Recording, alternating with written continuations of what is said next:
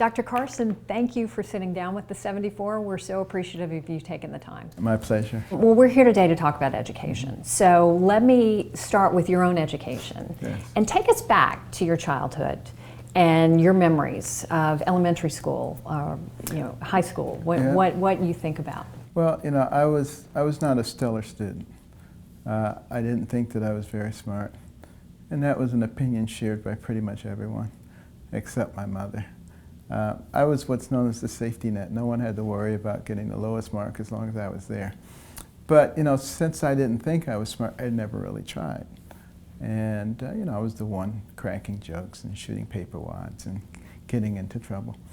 But, my mother, who only had a third grade education, came from a horrendous background in rural Tennessee.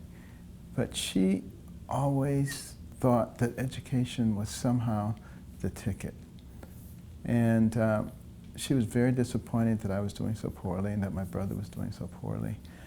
And she prayed for wisdom and came up with this idea of turning off the TV and making us read books and submitting to her book reports. A novel idea. A novel idea. Make your kids read. No pun intended, novel. Okay. Anyway, but she didn't dictate what we had to read.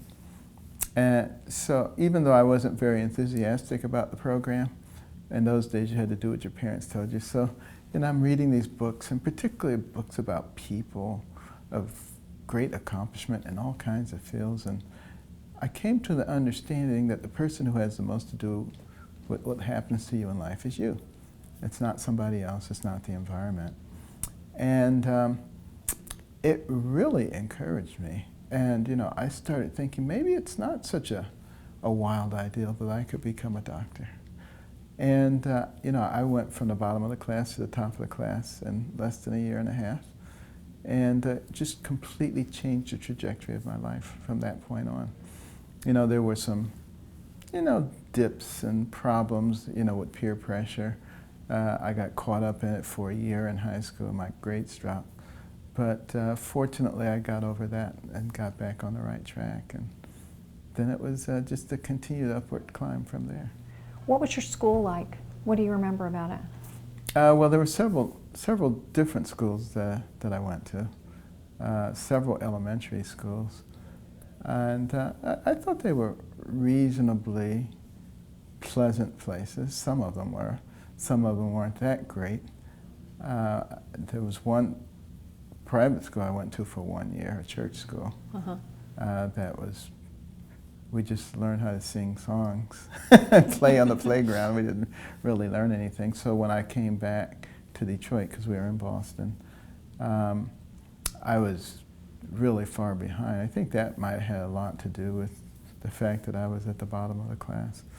And but later on in high school, it wasn't the most conducive place to academics, but by that time, I had already concluded that I was in charge of my own education. So, I would go back after school and say to the teachers, what were you planning to teach today? Because in many cases, they didn't get a chance to teach because they spent the whole hour disciplining people. And they were always delighted to see me come back and sharing, the educational program with me. And I got a lot of extra tutoring and found out about a lot of special programs that were going on in Detroit and got involved in it and became the laboratory assistant for all the science labs. And so that even though the school that I went to wasn't stellar academically, because I was pursuing these things on my own, I was able to get, the education that led to me being able to get a scholarship to Yale. Was there a particular teacher who had a big influence on you? Several, but one teacher that I remember in particular was Mr. Dokes, the band teacher, because I played the baritone in band, and I was pretty reasonable, if I do say so myself. And I was offered a scholarship to Interlochen, which is a music academy, and I would have been the first student from Southwestern to get a scholarship to Interlochen. And he said, Benny, don't take it. Even though it would have been a big feather in his cap to have a student there. He said, "You're going to be a great doctor, and I don't want you to get distracted by music." And the fact that he was more concerned about me than about himself, that always had a real big impression on me. And there were other teachers also, but that one really stood out.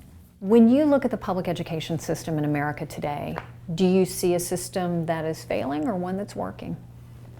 Well, it really kind of depends on your zip code, whether it's failing or not. Unfortunately, we consign a large number of our students who live in the wrong zip codes to failing schools. And I think that's one of the reasons that you see such high dropout rates. 70 to 80% of high school dropouts are functionally illiterate. So it starts before the high school level. And a lot of those kids, they come from homes with no books. They go to a school with no library or poorly functioning library. And they never really gain that appreciation. Then they move up into this high school where things are not happening that are really very interesting. And they say, what am I getting out of this? And they drop out.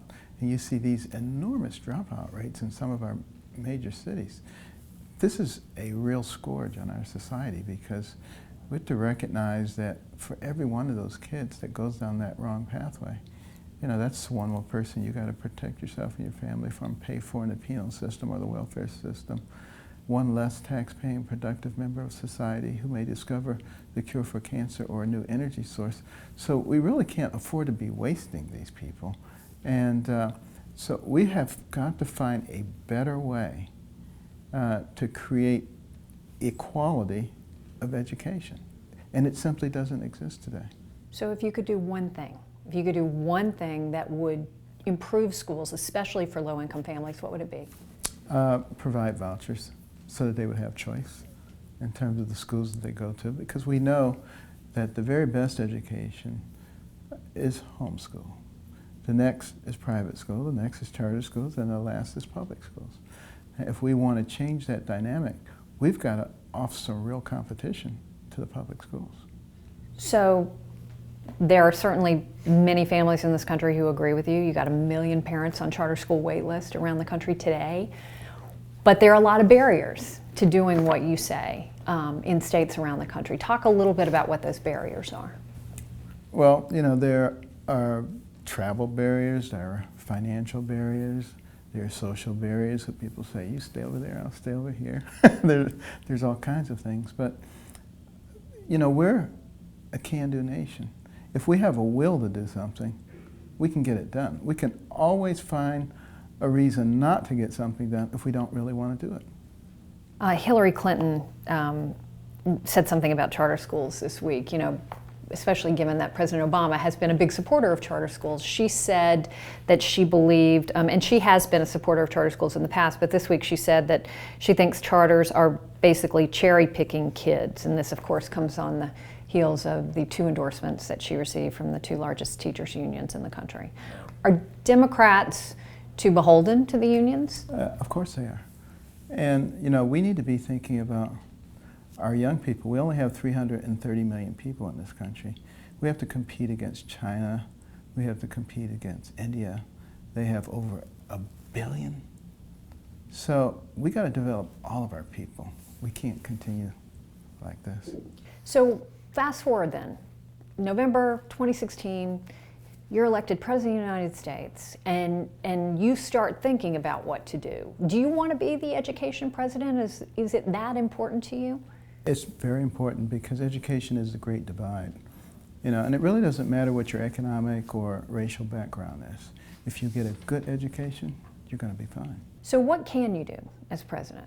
Well, we can do everything we can to facilitate school choice, a voucher system, incentivize the states to enact, voucher systems. So how do you incentivize them?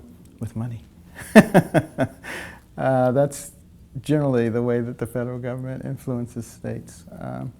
And, with teacher improvement programs, we have some national teacher improvement programs. Obviously, those things ought to be done at the state level.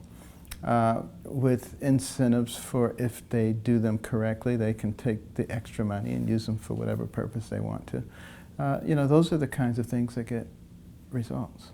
So you would support using federal dollars to incentivize states to expand charter schools or adopt vouchers or tax credits? Same dollars that we already use. Right. So in the way that Race to the Top has done under the president. Talk to me more generally, because you hear a lot of Republican candidates say the Department of Education ought to be abolished. What is the federal government's role in tackling this problem? Because there's a real, a push and pull there between, local control, which everyone says is so important, but also the role that the federal government can play. Well, the federal government can play an important role. Right now, for instance, we're behind in STEM education, substantially, particularly from other developed countries. And it's a national problem. And there are computer programs that are available that, for instance, can look at the way a kid solves 5 algebra problems, recognize what the kid doesn't know, can bring them up to speed, tutor them on that, which is the same thing a good algebra teacher can do.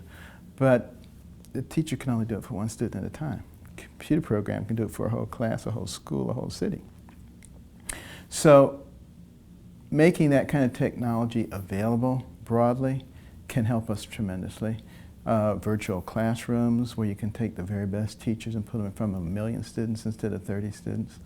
There are ways that we can have a national focus on getting our people caught up. There's no question about that. So are you using the bully pulpit to sort of make that message heard? Absolutely. Because you're still relying on states to ultimately get this done. I would use it, and I would also look at the states that are doing well.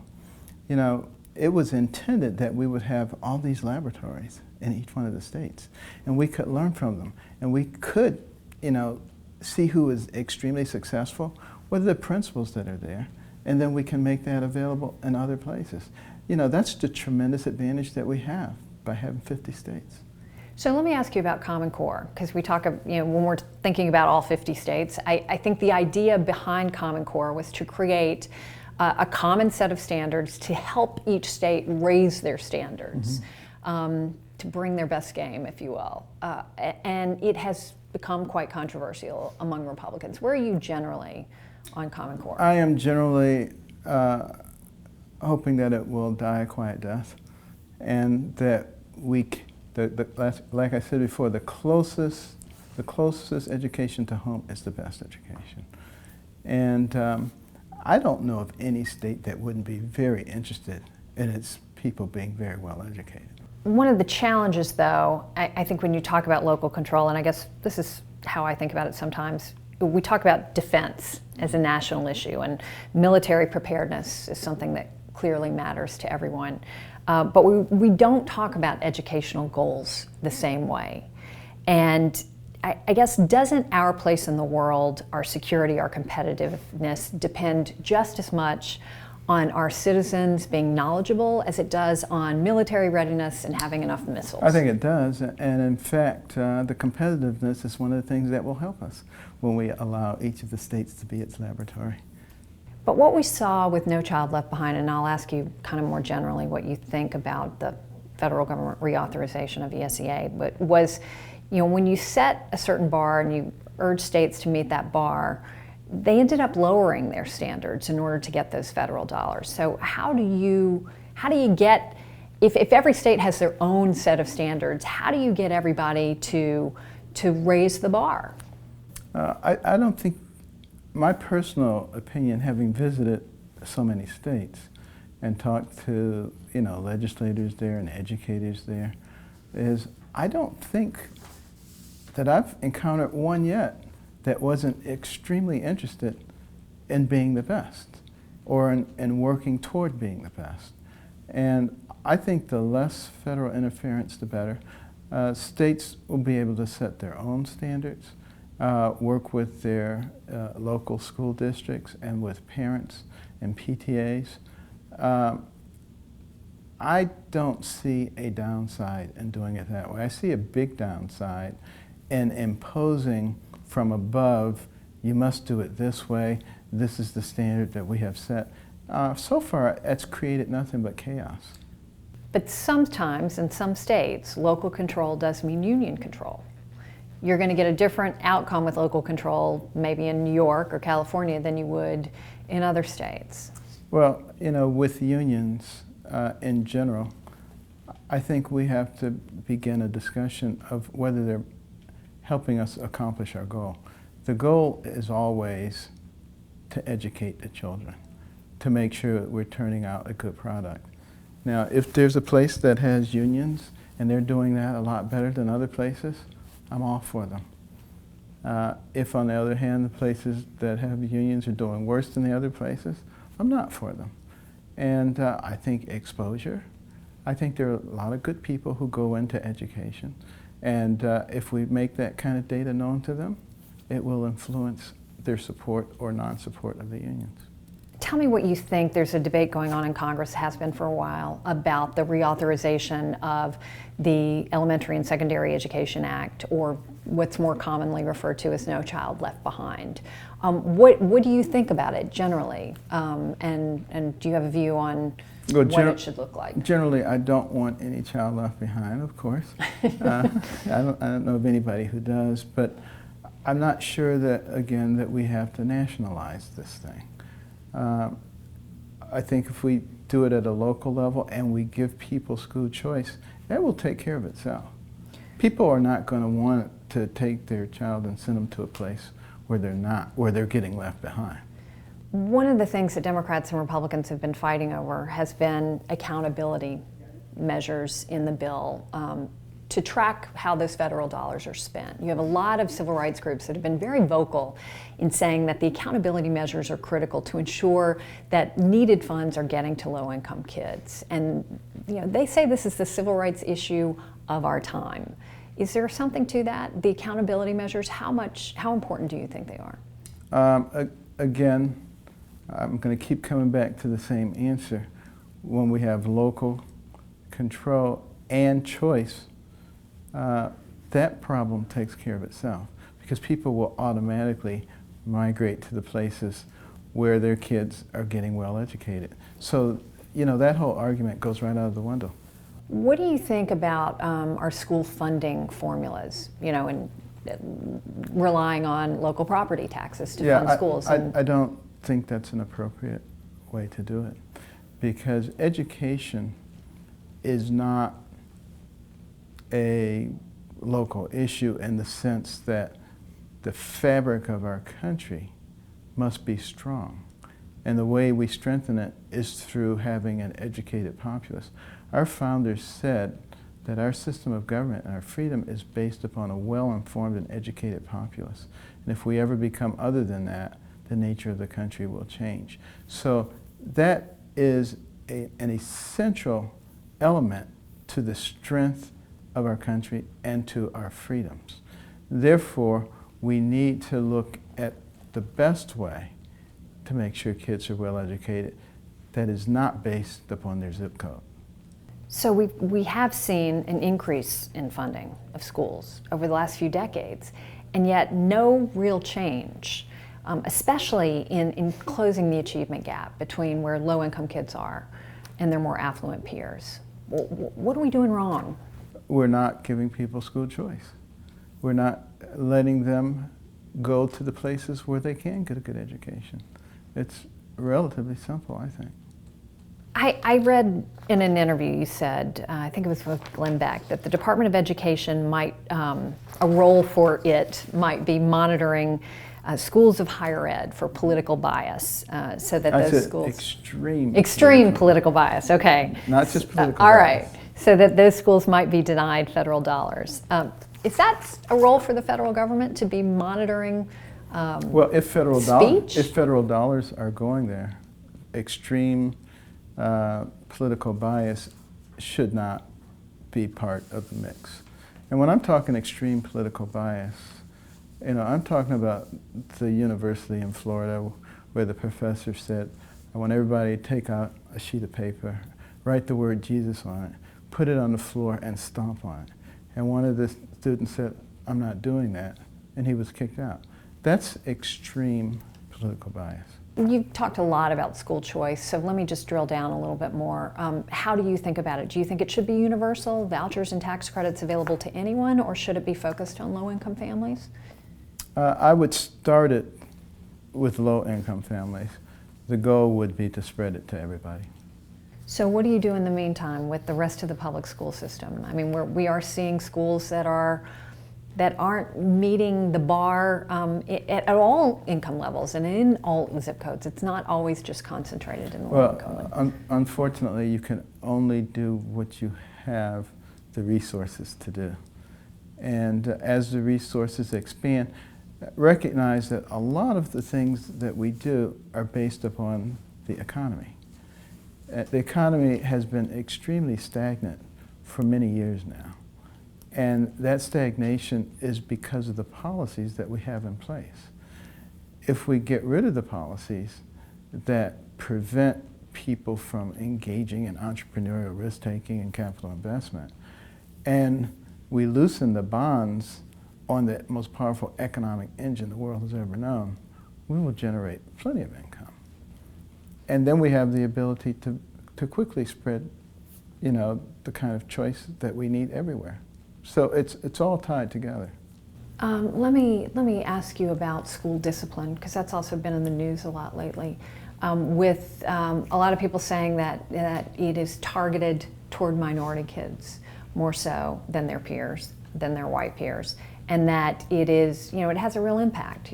People are more likely to drop out of school if they're suspended early on. How do you think about discipline and the role in schools, especially given your own personal experience?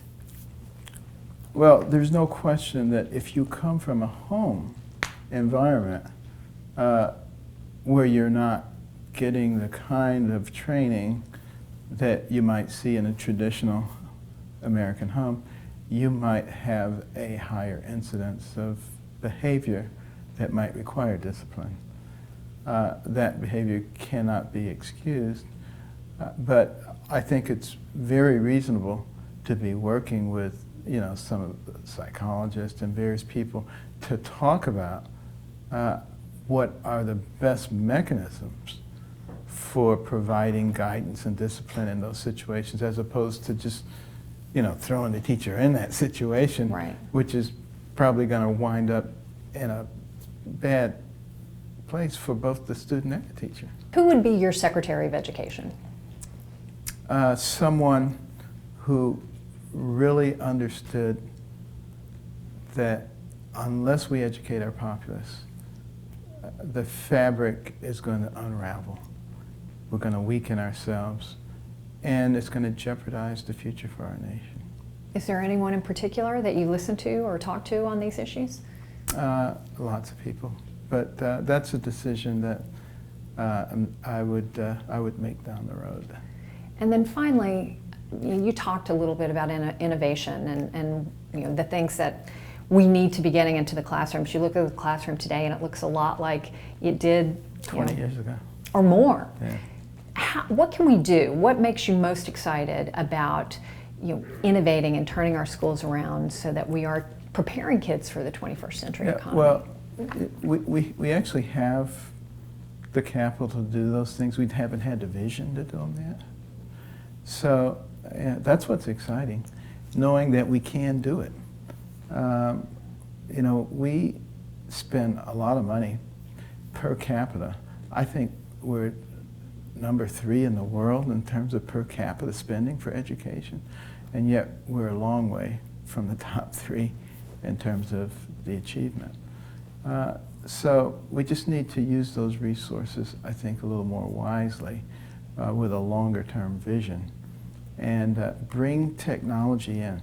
There's no reason that our Department of Education can't work with some of the people in Silicon Valley and some other innovators on how we rapidly take advantage of some of the technologies that exist already. That's where we have a big advantage over many other countries in the world, but we're not utilizing that advantage. Dr. Carson, we appreciate you talking to us today. Thank you.